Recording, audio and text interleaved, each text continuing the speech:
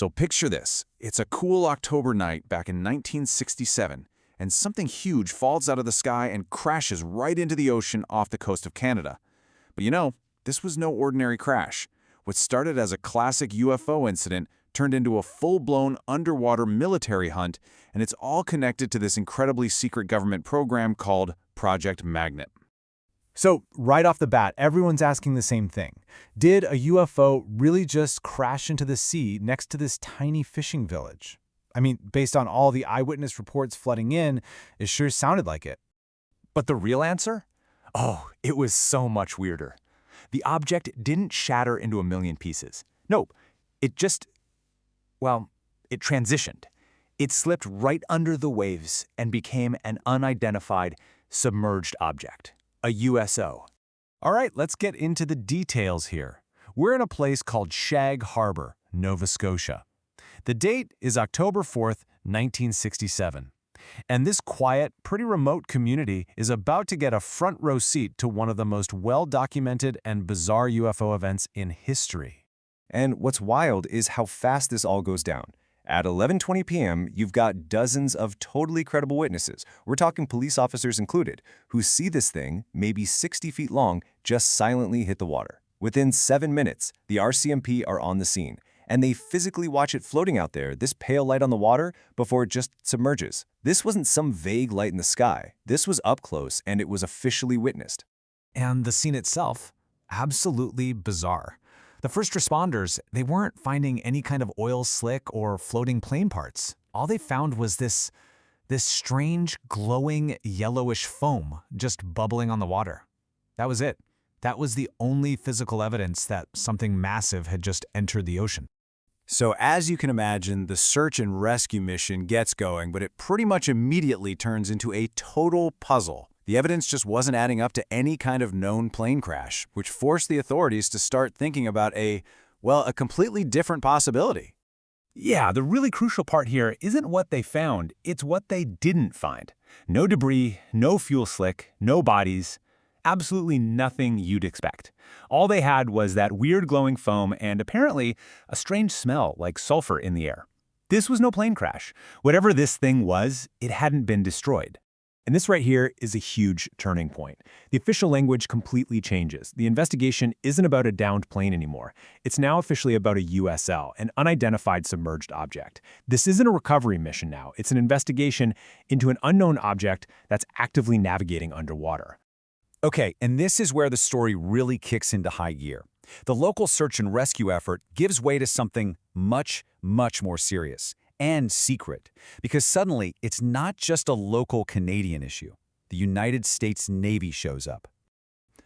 So check this out. You've basically got two totally different missions happening at the same time. Out in the open, for everyone to see, the Canadian Coast Guard is doing a search and rescue. But behind the scenes, a whole fleet of U.S. Navy ships from a nearby base has been secretly sent in. And their goal wasn't rescue. It was to find, track, and identify this thing. And guess what? They found it. Naval sonar confirmed the object was totally intact and on the move.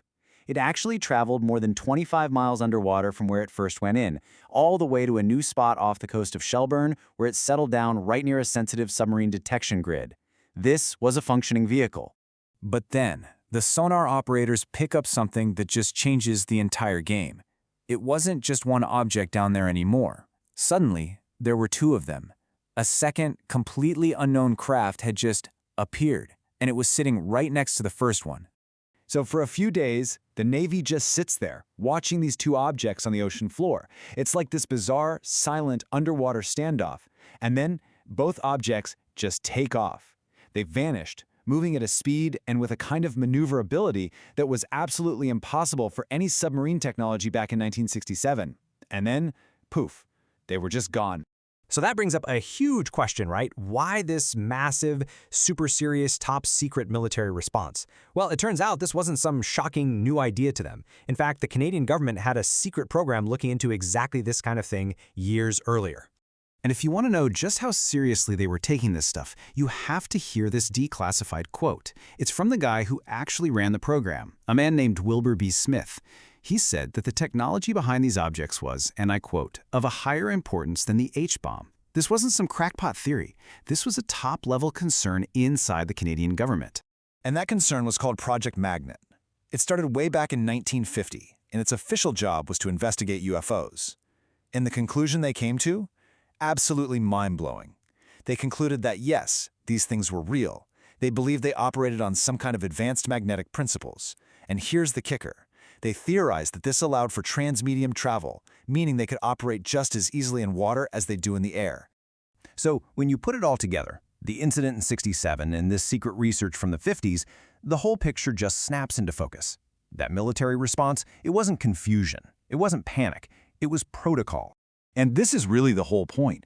The authorities at Shag Harbour reacted so fast and so seriously because Project Magnet had already told them what to expect. For them, a flying object turning into a submerged one wasn't some shocking surprise. It was a scenario they had already studied and, probably had a playbook for. And that, of course, leaves us with one hell of a question. The Shag Harbour incident, especially when you pair it with the official findings of Project Magnet, suggests a level of government knowledge decades ago that is just staggering. So you have to ask, if this is what they understood and were prepared to track back in 1967, what on earth do they know today?